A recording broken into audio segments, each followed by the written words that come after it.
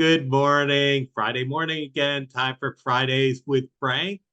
I'm Scott Cullen, Editor-in-Chief of the Cannata Report. It is so good to be with you this morning.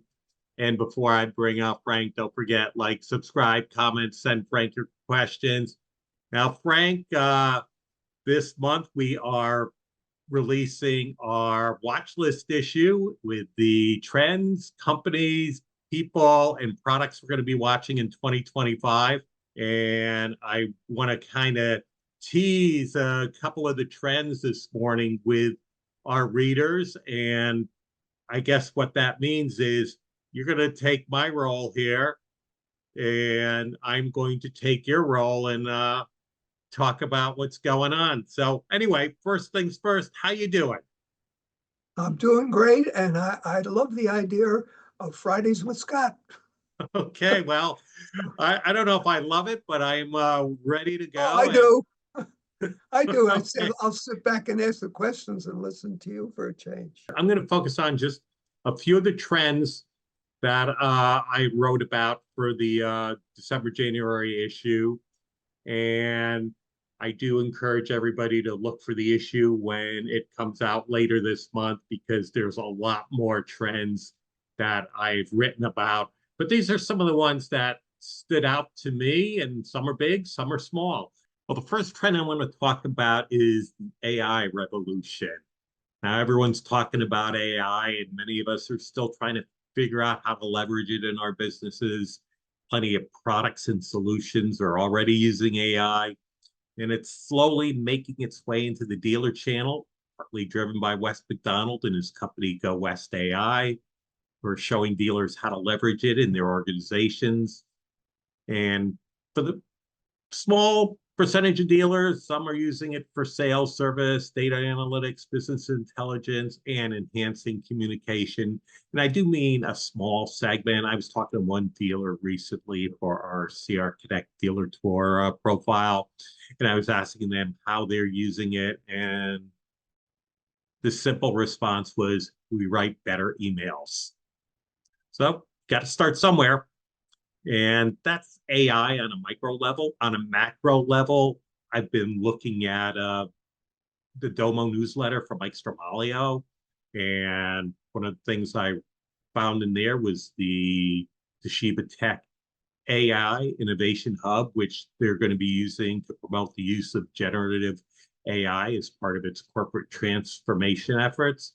And meanwhile, just today, I received the latest newsletter, and Rico Japan has launched an AI evangelist training program to drive internal AI adoption and propose AI-driven business improvements for clients. And going back to the dealer partner side, an interesting development is the introduction recently of HP Amplify AI, and that's a program that offers HP partners AI guidance, tools, resources, training, and certification.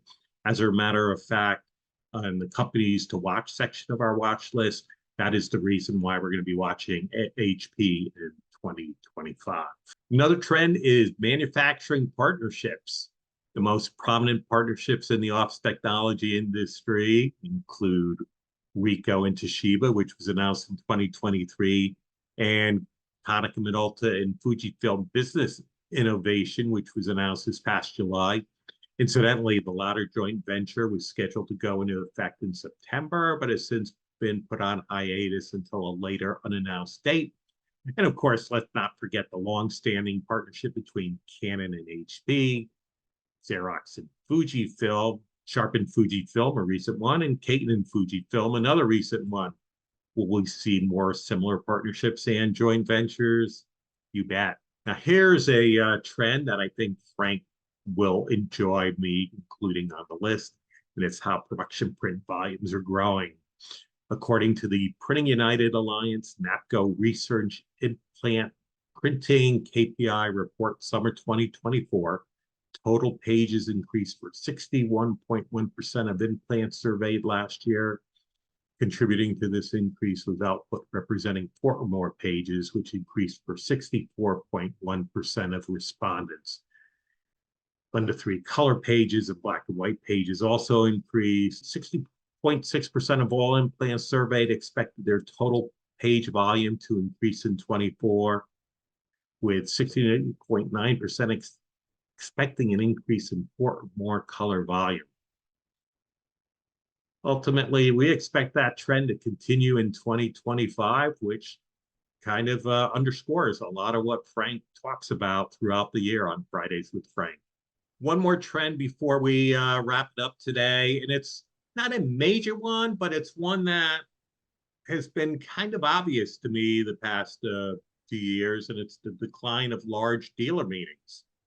And with few exceptions, it seems like the days of OEMs hosting these large extravaganzas for their dealers are pretty much over. These smaller regional dealer meetings that allow for more one-on-one time with your dealers while getting the same message across as those larger dealer meetings are proliferating.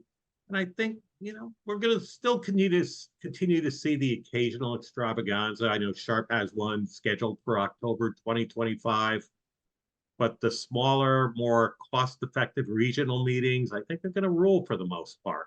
Well, Frank, that's my story for today. Way to go, Scott. You nailed it. Okay, well, very good. Thanks for having me. And we'll continue next week with another Fridays with Frank. And I mean with Frank, not Scott. Okay, thanks a lot.